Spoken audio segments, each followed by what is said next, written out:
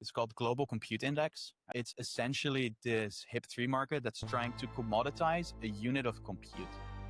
And what this means is that you're trying to find a reference to what a unit of compute is worth on average globally, allow people to long or short that price. See SEDA eventually being this data marketplace to where any project can go and purchase the data that they need and then use the API to plug it into whatever they're trying to do. We build infrastructure that allows devs to either build their own feeds or tell us how their feed should work.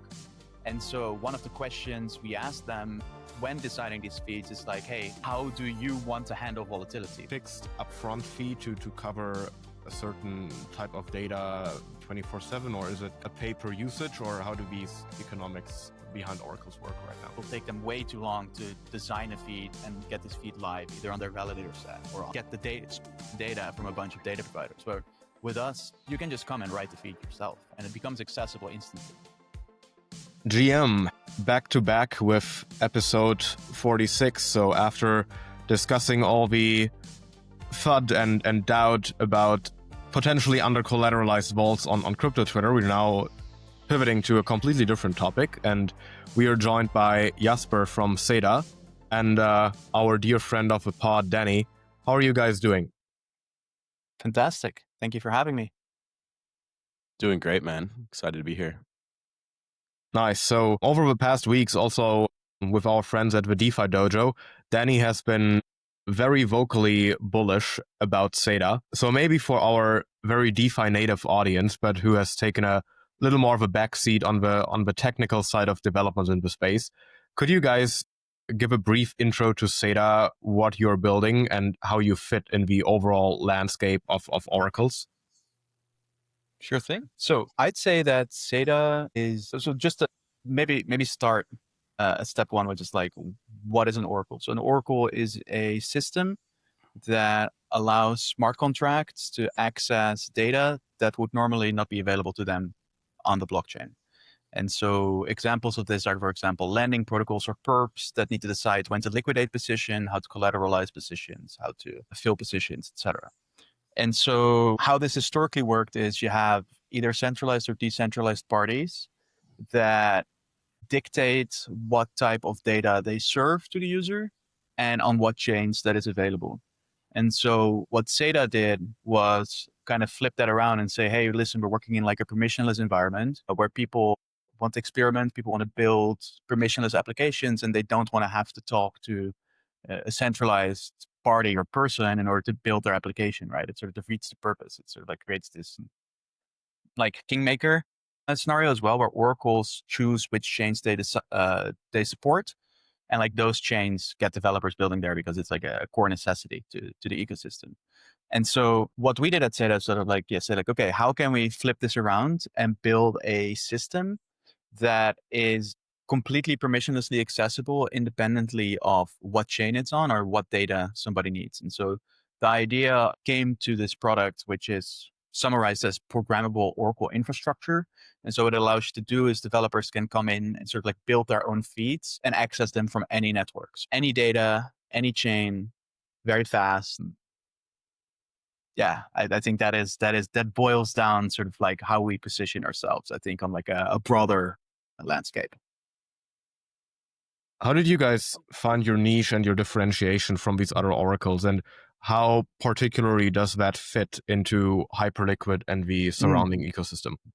Yeah, so we found SEDA because out of necessity. We were building in the prediction market space on an alt L1, and there was no Oracle live there yet. And there was an Oracle that said that they were going to be live, and they said, give us 9 months and give us $1 million and we'll do it.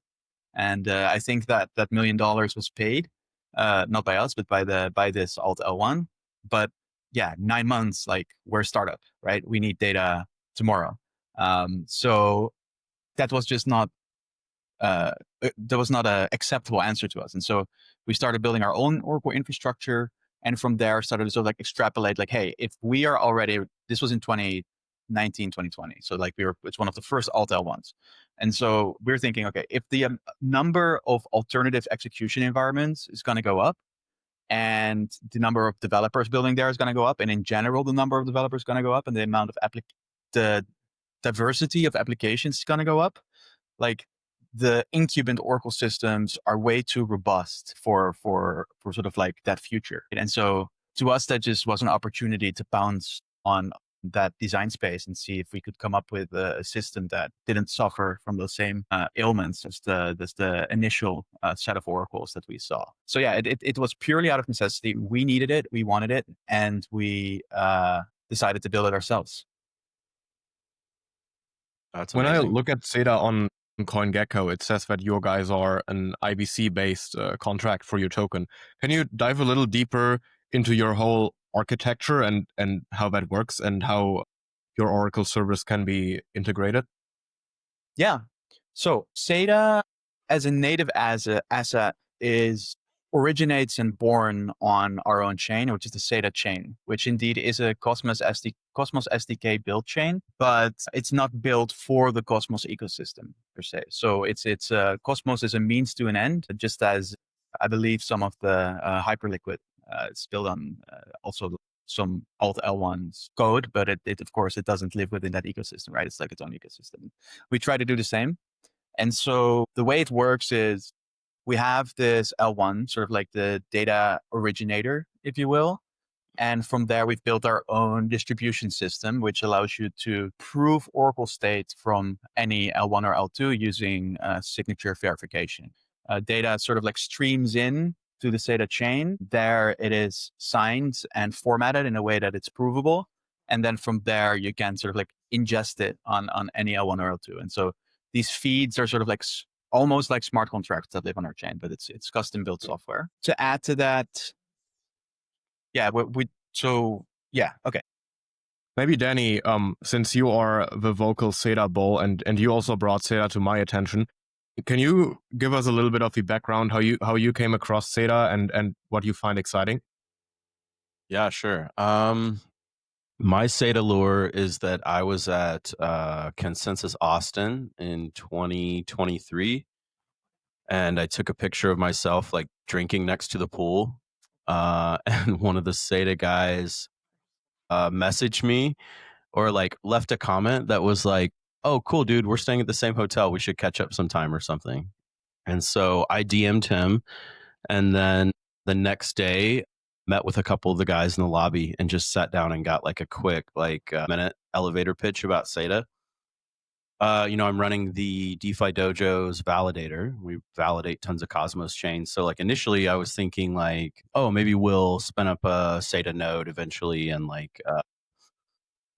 that's how I was thinking about it. But then I followed along SEDA's journey, and I felt sort of like about 5 weeks ago, sort of like the momentum starting to shift from, I'm a trader. So like from a trading perspective, felt the momentum shifting. I really love what Matt has done on like the branding side. Like the team just seems like so awesome and so cool online. Yeah, Then it looks like a it really really large team for like an Oracle or like a more of a infra backend type of project. If I look at your about side, there are like 20 people on there, so it's pretty impressive. Yeah, and I think the last thing was seeing all their success in Singapore and really like seeing the HyperLiquid bros sort of like catch on to and start to understand what SEDA is doing. And so yeah, I've just followed the last 2 years or more of the journey and have been excited to be a part of it. I definitely felt like early. And like all of the SEDA I own is like on, like I can't even trade it. It's like on SEDA mainnet and like staking with Crypto Crew. So anyway, shout out to Crypto Crew. It's just become a little bit easier to move that SEDA around. I don't know if you guys saw the announcement, but I think as we started the podcast, we announced an integration with Stargate and Layer Zero. Nice. So SEDA is now an OFT. So it's And easier to move it across different types of L1s. And where can you bridge to currently? Currently, you're just bridging to ETH and Base? I think we only enabled Hyper EVM for now. Okay, cool. And okay. that's a little wink to the future, obviously. Right. Nice. So there Are you guys going to be tradable on HyperLiquid spot soon? Yes. Nice. So that So this is not might just a be some rumor; alpha in it's here. happening. Yeah. Yeah, for sure. We have everything ready. We're just waiting for some operational things that need to fall into place before we can actually Do you start know? prepare. Could you tell us a little bit about like that process? What does it take to get listed spot on HyperLiquid? Yeah, it's actually quite simple. If you go the layer 0 route, which we're doing, it's actually permissionless. And so you only have to buy the ticker. And so if you want to be listed on Liquid Spot, I would suggest reaching out to some of the layer 0 folks who I think would love to show you how to turn your own token into an OFT and point you into the direction of like deploying Spot. It's doable. Scary, but it's doable. Okay, cool. Very nice. We actually received some audience question under one of Danny's posts. So maybe we can dive into these. The first one is, how does SEDA ensure the accuracy of the data it provides to on-chain applications, especially during high market volatility? Maybe that question was a hint or like inspired by the recent liquidation cascade on October 10th, where we've seen like both across centralized exchanges and decentralized ones, but more severely on the centralized side of things, that a lot of order books on the perp side got completely eaten up, and some tokens like Atom on Binance went to literal zero over a brief period of time. Yeah, it's pretty wild. I wish they had the transparency that you have on HyperLiquid, where you can just track like, hey, what happened? You know, like nobody knows, right? Only they know. So there is a truthful answer, sounds like a cop-out answer, but I am going to explain it further. So the cop-out answer is we don't guarantee that. And the reason why is because we don't necessarily provide a vanilla feed that does X, Y, and Z. So what we have is we build infrastructure that allows devs to either build their own feeds or tell us how their feed should work. And so one of the questions we ask them when deciding these feeds is like, hey, how do you want to handle volatility, right? It's like some perp dexes for certain assets want high volatility. They want high vol due to natural reasons of the asset, maybe very deep liquidity. It's probably already bounded within some margin. And so you can eat the vol and it's okay. But there's also assets that are very manipulatable, right? And so these types of assets, you want to have like super strong volatility dampening and like, things like TWAPs, etc., TWAPs, VWAPs, and it's sort of like a maximum amount of price deviation per tick. And so we give developers the tools to dictate how that feed should work. And we don't tell you how to do anything, really. We have examples that you can use, but yeah, we are completely non-opinionated about how these instruments would function. And it's all up to the sort of like end developer to, either write it themselves or tell us what they want. And so this is a good segue also into, hey, why do I see you guys over this HIP3 narrative, right? And the reason why is because we're getting all of these super creative, exotic, often completely novel vehicles for financialization, which require really specific rules as to how data should be fed into it. And so no other Oracle can serve this. It will take them way too long to design a feed and get this feed live, either on their validator set or on their, get the data from a bunch of data providers. Where with us, you can just come and write the feed yourself and it becomes accessible instantly. And so there's a lot of room for experimentation. There's a lot of very fun design things that we're doing with some of these like more novel HIP3 markets. And so, I think that's really where we found like huge product market fit and why we found huge product market fit. And the reason why I said this on another recording the other day, I believe that because HIP3 allows you to spin up markets and host them on a live front end and parameterize it enough that it leaves room for creativity, makes it so that people need to differentiate when deploying these markets. And they're expensive, right? So like there's no reason to try to fragment liquidity with another BTC perk or another stocks perk. because you're not going to get any liquidity and it's expensive. So like, why would you do it, right? And so there's new primitives that are trying to get to market and try to get attract liquidity and volume by being new. And these people need like highly customizable data feeds. And this is sort of our bread and butter, and we're kind of the only one doing this. So that's why. Can you What give would you a say, like- practical example what that would look like, maybe specifically in the context of HyperLiquid and HIP free, just for the non-technical guys who are just like For sure. using DeFi but don't really deal with in-depth understanding of oracles? Like, how does SEDA affect the user experience, bottom line? So there's two on-the-nose examples I would like to try and showcase here. The first one is something we call, like, it's like a 24/7 stock feed. So stocks obviously trade mainly over like a time window every day, which is like some EST time window. But there are vehicles to determine some sort of pricing reference outside of the normal trading hours. And so perps are 24/7 on-chain perps. There's no way to pause a perp during off-market hours, right? And so you need to come up with ways to determine an oracle price for those closing time that at least creates some sort of indication of what's happening. And existing feeds only have either during market open, post-market, overnight, or pre-market times. And with SEDA, you can sort of like stitch all of these together in like one coherent feed. And for example, over the weekend, you can also then say, hey, listen, there's no data whatsoever. We'll just take the last known reference price of when the market was open, and we're going to just take some of and we weigh in a little bit of the trading that we've seen on our market to see so like tick the price slowly up or down, right? So it becomes in part self-referential. So this is quite complex, but it's also never done before, right? I think there's no because there's no 24/7 markets. I think many people are quite grateful that there's no 24/7 markets, and I think that's a pretty obvious example of like how SEDA adds value, sort of like stitching this all together into like one coherent feed that can be ingested by HIP3 in one go. And then the second example is a very excited one. It's called Global Compute Index. I don't know if you guys heard of it. It's essentially this HIP3 market that's trying to commoditize a unit of compute. And what this means is that you're trying to find a reference to what a unit of compute is worth on average globally and allow people to long or short that price. And as it turns out, people expect the price of that to go down over time, right? But it's actually extremely volatile. They've shown me the numbers, like it's super, super volatile.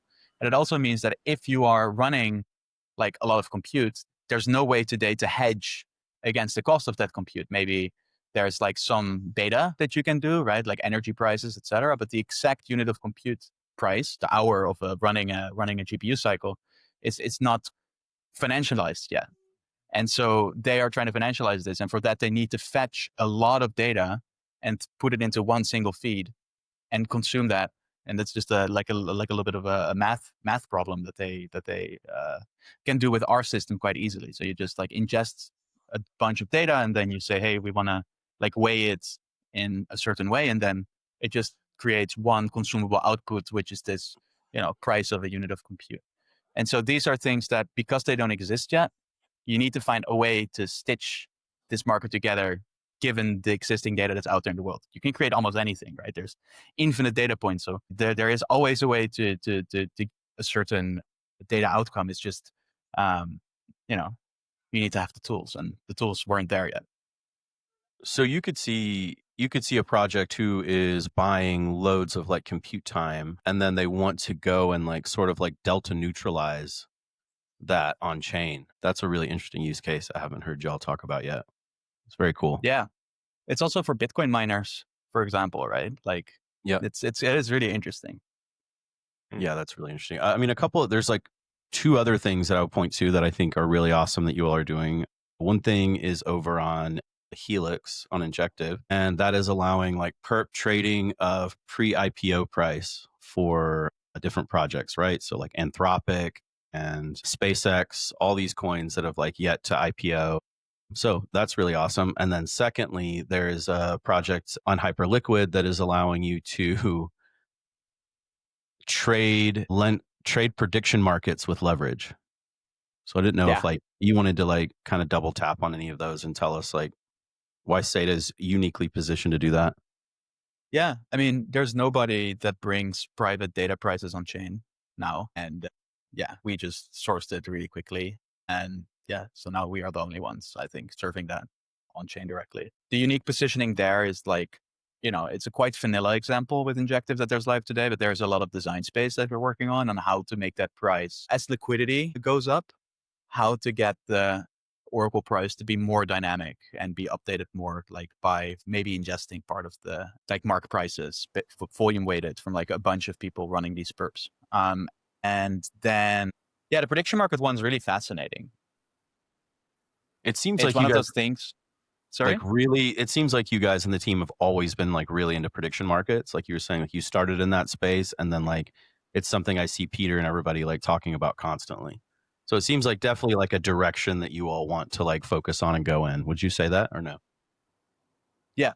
I think it's more of a coincidental or like, meant to be full circle moment where we found prediction markets found a lot of hype. And so a lot of people building within this space around the time that we went to mainnet. And so it was just very obvious that like, hey, no Oracle is serving this data yet. All of these APIs are very easy to access from a server, but not from on chain. And so we are very uniquely positioned to bring this data on chain really quickly. And then we just found some very nice glimpse of initial product market fit there. And I think that put us on the map to then trickle into also the HyperLiquid ecosystem, which was very cool to see. So it's more of a full circle moment than that we were super obsessed about prediction markets still. Like I'm still passionate about what they mean for the world, but it's not something that I think about on a daily basis, basically. So yeah, it's just a cool full circle moment that we started off with prediction markets, needed an Oracle for it, and then end up serving a bunch of prediction market related products with Oracles. Amazing. Right. I think we got another few questions. The second one was, what are the biggest challenges the protocol has faced since launching its mainnet, and how is the team addressing them? I think that might be targeted towards integrations into other projects building on HyperLiquid as well. So what's the state of the Yeah. nation there? So I mean, HIP3 is very new. And so within these HIP3 markets, there is like, there's not a lot of information. There's not a lot of documentation. And so you have to sort of like, once again, like, form your own truth. And so, um, yeah, it's been honestly that side of things, like we found really good partners to work with as well. And so that has not been extremely challenging outside of just like the black box that is the HyperLiquid Foundation. It's just like, there's nothing you can pull out of that at all that's like helpful. We're planning like HIP3 got dropped on us without any notice. Like we had no clue it was coming. We were actually thinking it was Q1 2026 that it would come out. And so yeah, on the integration sides on HIP3, I would say there's nothing major yet. It's just like the feeds that people want are really complex. And so that's just a question of like, designing them and working very closely with the teams to make sure you agree on what they will be ingesting and like making sure that the design makes sense. And for that, like, I have to say the quality of builders is pretty insane. They're all very on the level where we're able to have very deep conversation with us and like they understand why the data is important and like there's great sperm partners. Yeah. And so on the other end, it's like, finding product market fit for a company is just not, it doesn't necessarily, isn't always the easiest to do. And so the challenge we were facing in the beginning was like, we went to L1s, and because on L1s, their main priority is like finding vanilla feeds, right? Just blue chip DeFi and stuff. And so for blue chip DeFis. And so when we come to them and we're like, hey, listen, you can get any data, it's mostly confusing to them. They're like, yes, but we just want like Bitcoin, ETH, and like, top 20 cryptos and our own coin. And I'm like, yeah, but you can also like get any data. And then they're like, I don't get it. And so like that educational part was really hard. And then finding an ecosystem where everybody immediately understands why that's cool is really nice. And so, yeah, we can really, flourish with an ecosystem such as HyperLiquid. And I think having this happen with sort of like the HIP3 builders is really also showcasing to like other devs on other chains what the power is of what we've built, and it's all just coming together quite brilliantly. In what segment of data do you see the most growth in the future? Is it like on-chain data? Is it TradFi data being verified on-chain, or is it something more going towards the direction of like the outcome of sports games for like sports betting on-chain via prediction markets, or like verifying weather data of like earthquakes, the temperature, wind speeds, etc.? Like, where do you see the most asymmetric growth niche right now? There's so now definitely financial data, bringing it on chain. I call it like we're in the era of hyper financialization. And so everything's going to be financialized. And I feel like HyperLiquid will be, or in general, like crypto perp dexes are going to play a very big role in this. I think, however, to make a bit of a bold bet, that in the end, a lot of the data for TradFi and for crypto will actually originate on chain. And so I see a future in which a lot of the data that's ingested on chain comes just from other protocols and other chains. But I think this is still a few years out, right? Like if you get the most liquid markets on chain, then you don't need to reference off chain data anymore, right? Because you have the most accurate outcome on chain. And so then it's just bridging cross chain. Yeah. Do you So personally have that like is a prediction timeline when price discovery will happen on chain? So for some assets, it will happen this year. There is no compute index off chain, not one that is financialized and traded. So that's like the new primitives are all popping up now. I would say we get the depth to compete. I don't know. 5 years is like the most optimistic bet I would. I mean, I feel like we can see this happening anyway. Like we can see like Base acquiring Echo for almost $400 million. I think that like everyone has sort of thought like raising an ICO is like probably, other than stable coins right now, like the best use of crypto, or at least like one of the most interesting. So I actually think like we in 2 or 3 years could see projects like SpaceX or Anthropic using like Coinbase to like ICO Yeah. instead of IPO, and just skip all the like regulatory bullshit at once, right? I predict that that's what Polymarkets will do for first. That's the first sort of like, I think they will do like a hybrid IPO ICO model. I saw one of the investors like very subtly hint at this, and then I was like, oh, that makes total sense. Like also the ICE deal and whatever. And so I think that's really interesting and something that's going to be worked towards. And kind of what we're talking about here to some extent is like, I think the category is called like ICM on crypto now, in crypto, Yeah, within the crypto, which is internet like capital markets. That's internet capital really markets, kind right? of Like the data like narrative raising around startup, Solana. yeah, raising startup funding on chain, etc.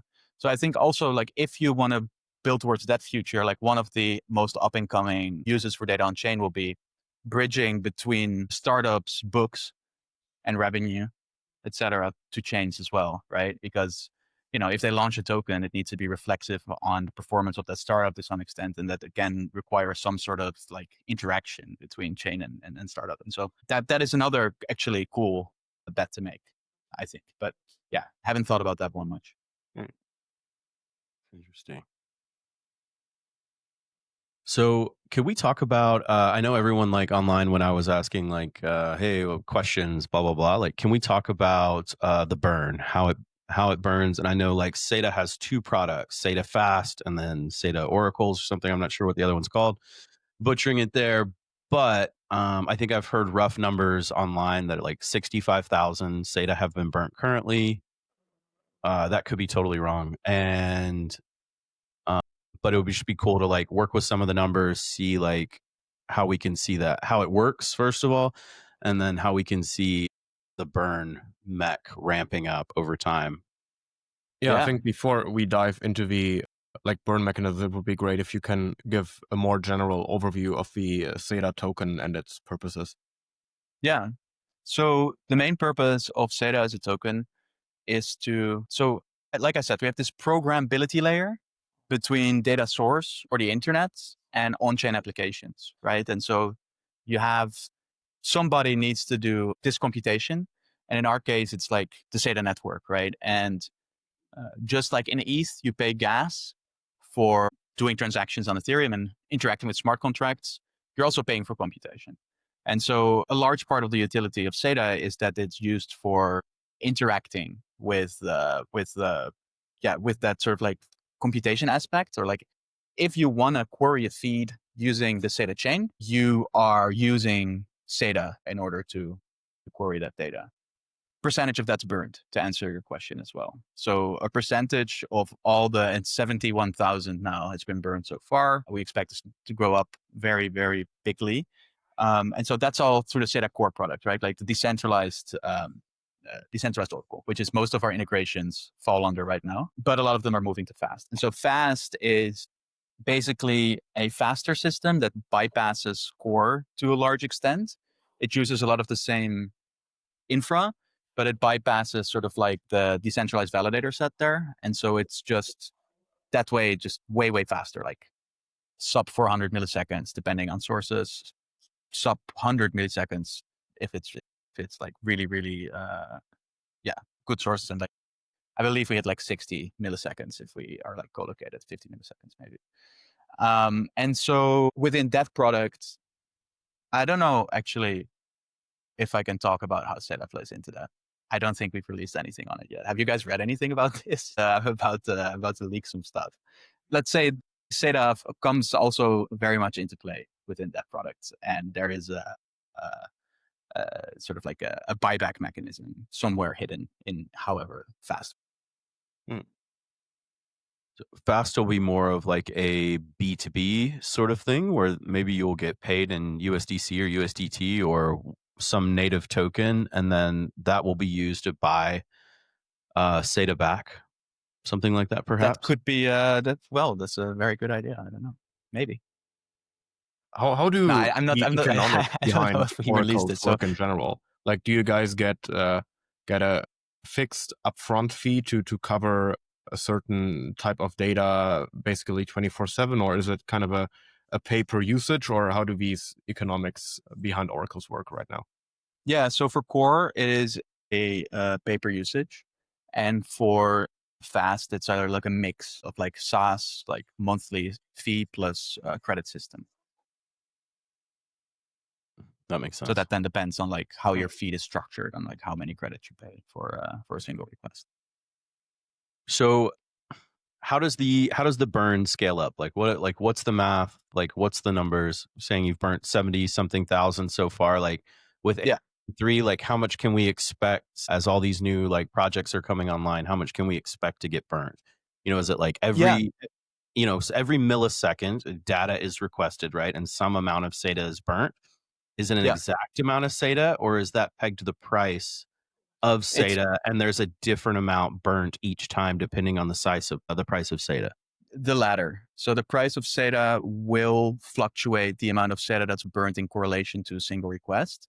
And the single requests will also the burn will probably be batched up in some sort of interval. And we'll probably not make it a consistent interval as well, just to prevent like front running. If we want to get good prices on the SEDA we buy back to do with whatever we're going to do with it, right? Like just take it out of circulation. And so, the correlation is basically initially the more request and the more complex a request is, the more SEDA will be bought back. And then there is some other mechanisms you can think of for some of these HIP-3 markets. Like HIP-3 markets make money. And so there's also the potential of having a rev share go to SEDA instead of like a cost per query, for example. And that then also being used to interact with the token to some extent. Okay. And then you typically will just buy it as a company, like that's details I'm honestly not but so the sure. projects themselves will also have to buy portions of SEDA to then use it in the burn mechanism. For core, potentially, we try to abstract that part as much as we can, because it's actually a huge headache if you just want to build a product to like have to interact with a fluctuating token. So we try to make that part of this process so easy as possible for our end users, like making sure that it's DevX friendly. And so there are some teams that we're working with that are buying SEDA, but they're doing it to stake it and then use the staking rewards to offset the cost which I thought was quite brilliant. That is brilliant. And so that they basically have like partially subsidized Oracle feed that's subsidized by helping us secure the network and locking up some tokens. So that's really nice. But in general, we want people to be able to use whatever asset they use. And we have like solvers in the middle that do have to buy SEDA. So in the end, it is the project buying SEDA, but it doesn't mean that they have to have it on their balance sheet. Okay, that's clear. Thank you. What are the projects currently building on HyperLiquid are you most interested in like getting integrated, or like are you opinionated about that at all, or are you just trying to serve any data and Oracle requests that are coming across? Yeah, I mean, I have interests, but as a company, we're definitely like, we'll help anybody. And I like to do that. I find that fun. But of course, there is like, projects that I find particularly interesting for either philosophical reasons or whatever. Like the global compute index is something I like to bring up everywhere. It's just creative and cool. Like I haven't seen anything like that, right? It's like a reason why HIP3 is cool. Same with the prediction market perps. Maybe on the note of the compute index, could you use that as an example to kind of run through the entire process of like how the data gets sourced, how it gets validated, how it is brought on chain? Like what's the entire workflow behind that? Yeah. Okay. So, they deploy a program, or we deploy what we call data program, Oracle program to SEDA. This is essentially a set of instructions that says, hey, query data from source A, source B, source C, and aggregate it in the following way. So it's a WebAssembly, so it's like a Rust script essentially, that Rust that compiles to WebAssembly. Set of instruction that says, hey, query data here.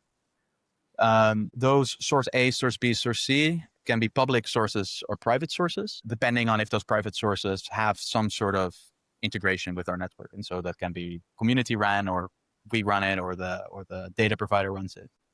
And so they make their data accessible to SEDA. This now lives on SEDA, this set of instructions. And when I want to access that data from, for example, a HIP3 market, like I want to get the latest update. What I would do in the case of Fast is I would send an API request to the Fast API. The Fast API has this set of instructions. It executes it in the SEDA VM, which is like our execution environment. It's like a computer in a computer that understands the set of instructions as it is fed to it. This is just like an input-output thing. So like it has the set of instructions living in the VM, and essentially it just says, hey, I want to have this queried, and then on the backend queries all of the data, reports it back to the Fast API node, and then performs all the aggregation on it and just returns whatever output as it is specified, right? So that's the Fast API. And then it signs it, so that like now you can prove on HIP3 or HyperLiquid that this comes from us. For core, it's a bit more complex. So instead of it going to the Fast API, you send it through RPC to the SEDA chain. Either you do or a solver does it for you. That solver then pays SEDA for the request. It gets included in the block.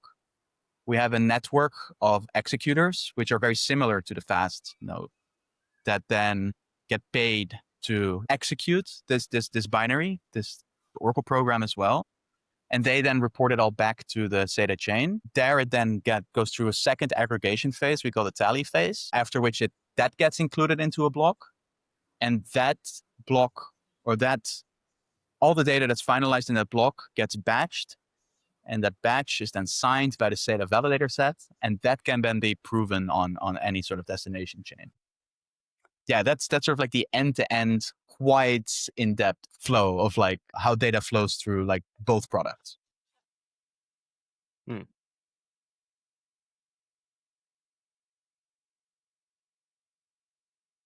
What's the path ahead of SEDA, or are there any other topics that we haven't covered yet so far?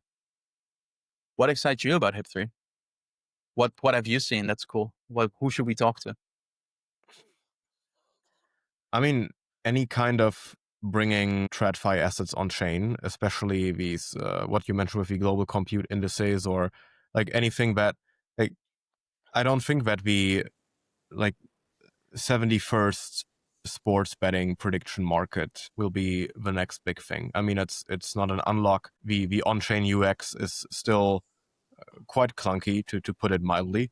So I don't think that there's any specific edge. On the prediction market side, what I personally would consider interesting is anything that revolves around markets that are simply not accessible in a permission environment, even because they are politically unwanted or are just like too complex to put on in an like untrusted setting where you do not have trustless infrastructure underneath, where you have like a very, very globalized index. I think so anything in the similar direction of the compute index is going to be interesting. Other than that, I mean, it depends on how strong of a bet do you want to take on Hyperliquid as now finally being the chain that is housing all of finance. I mean, Injective launched with the same vision. It's inarguably not at the forefront of attention anymore.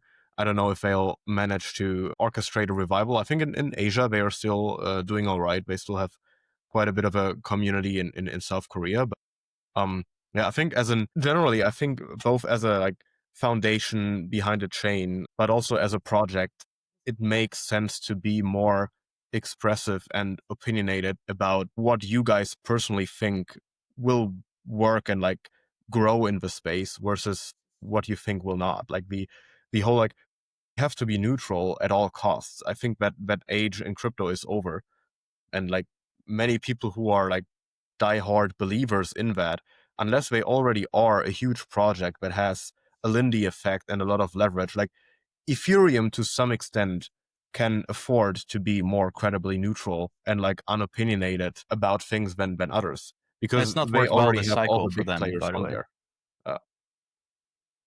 So I I don't. think like I mean, this doesn't really feel like SEDA's vision to me, right? Like I see SEDA eventually being just like this data marketplace to where like any project can go and purchase the data that they need and then like use the API to like plug it into whatever they're trying to do, right? And then SEDA being like basically the only one who can do this, everyone's going to want that data. So they'll have this like open source marketplace where you can just go buy all these feeds. And now, Jasper, of course, I could be wrong, but that's sort of how I see like one of the visions. The other vision is sort of like this, like, you know, with like HyperLiquid teams and different teams, like you're going to do this like business to business. You're going to help them like get set up and like it be customized and the data be like exactly what they're looking for. But in other cases, there's this whole Yeah, open source side of things where like any project should just be able to come and like buy what they need and get started and never talk to the SEDA team once.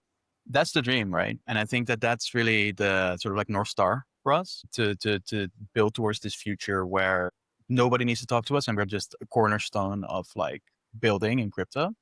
But it takes some time to get there, and like we want to build a strong catalog of data that people can freely use if they want to come and like participate in this marketplace, right? And so that just takes some time to build up, and so we're working towards that for sure on one side, and then on the other side, like very happy to serve wherever we can serve now, and like I mean our team, including me, is just extremely bullish on Hyperliquid and the eco at the moment, and that doesn't mean that we don't see that they'll ever be dethroned, because you see that all the time. But I mean, I don't see it happen quick, and we we dig the vision. But yeah, like I said, like we also work with other companies, so to some extent it is yeah, I don't know, we want to incredibly neutral. I'm not sure, but our infra for sure is. I think that is sort of like the way to put it. mm. Do you guys view yourselves in direct competition with, let's say, PIF or Chainlink? Or is it more you all have your separate niches that you guys focus Yeah. about on? Well, maybe you could just take a second there and tell us about your partnership with Pith. You know, Pith is tweeting about you guys 5 times a week, and there's been all sorts of like collaboration there. Yeah. So I'd say I tweeted the other day, somebody asked me, like, somebody said, like, we're competing with Pyth. And then I said, we're not competing with Pyth. And then somebody asked, who are you competing with? And I said, competition is for losers. We own data programmability and distribution. And I truly do believe that. And so where Pyth is really, really good at sourcing data and making it available and getting like super high quality data, vetting data, and it's just becoming like an extremely good data source. And then yeah, I see SEDA more as a distribution mechanism of the data and adding a programmability layer to the Pyth data that they don't have. So yeah, nothing has been announced, but it's definitely very symbiotic. Let's say that it's a very symbiotic relationship, and there is so much overlap between teams that both need Pyth and SEDA, especially on HyperLiquid right now. That yeah, it only makes sense to partner up. Like neither of us could serve those markets alone. Yeah, so I mean, you can see it. Like, obviously, they wouldn't come and partner with you guys if you all weren't amazing. But second of all, like, they wouldn't partner with a competitor if they didn't, think that it Yeah, was like an awesome symbiotic relationship. yeah, for sure, for sure. Yeah, they're not. We're both not in the charity business. Right. But yeah, no. So that's it. And so Chainlink, I would put into like sort of like the incubant Oracle design. It is a little bit rigid, to put it politely, comparison to what we're doing. It's very much purpose built for like smart contracts on ETH that ingests price feeds. And I put Redstone in the same category. Um, so yeah, that's sort of like how I categorize those. Like very good if you're a smart contract builder and you need like blue chip data without any hassle. Pyth and Chainlink are easy ways to get that data into your smart contract. If you need anything more, but even then, I would say Pyth is a better Oracle, just because their data is better. But it might be a little bit harder to land it on your chain. And then SEDA is like, yeah, more of a programmability layer on top of it. And so if there's any data that Pyth doesn't have, but you know how to source it, you can use SEDA. If there is any data that Chainlink or Redstone doesn't have, but you know how to source it, you can just write an Oracle program, use SEDA. And if there is data that these people do have, but you want it to be like a vanilla feed is not enough, then you can use SEDA to stitch together the feed of your dreams. Bitcoin is, or Link is Bitcoin, SEDA is like Solana. It's like Have you read that much before? Because I stuff. have said that before. I haven't read that before. Yeah, that is exactly like the programmability aspect, right? Like they Yep. only do like one thing well, which is like, price feeds. Well is also subjective. It's quite slow and whatever. But It's the V1 for oracles, right? exactly, SEDA is V. exactly. I think I have to look on my timeline, search back. It's like years old tweets about like how we are the Solana or I call it the Ethereum of oracles back then. But yeah, Solana is even better because it is way more performant than Ethereum. Yeah, it makes sense. Very Sweet. nice. Yeah, we're about to hit the hour. Are there any other topics we want to cover, or any top off points for the audience? No, I feel like I said too much. I'll leave it here. Leaked all the alpha. I got all my questions answered, so I'm super stoked. Tons of things I was have been thinking about and like not fully put together if I know how it works, and now I feel like I'm much better to go out and show the world SEDA more like effectively. Awesome. Very Love to hear nice. it. We are Ammunition. all of the audience who is also part of a DeFi dojo is already looking forward to Danny 24/7 shilling SEDA on the Saturday dojo unhinged shows. Yeah, and As if he has yeah, man, over if the past weeks. if you ever have time on a Saturday morning Eastern time, be Saturday afternoon for you. But yeah, come hang out in there and talk to the DeFi dojo bros about us as well. It'd be really cool. Hell yeah. Sounds great. I will remember that. Very nice. Is there anywhere where people can find you? Any links we should include in the show description? Yeah. If you're a builder, docs.seda.xyz. If you are interested to learn more, I think our Twitter is probably the best place for it is at SEDA Protocol. My Twitter is at Jasper Flux. So Jasper and then FLUX. And then, yeah, there's Discord and stuff on our website as well, if that's your jam. Nice. Sweet. Was great having you on. And yeah, great convo with you, Danny, as well. And see you over the next couple of days. Thanks, dude. Great Awesome. meeting you, Jasper. Thanks. It was a pleasure, guys. Have a good one.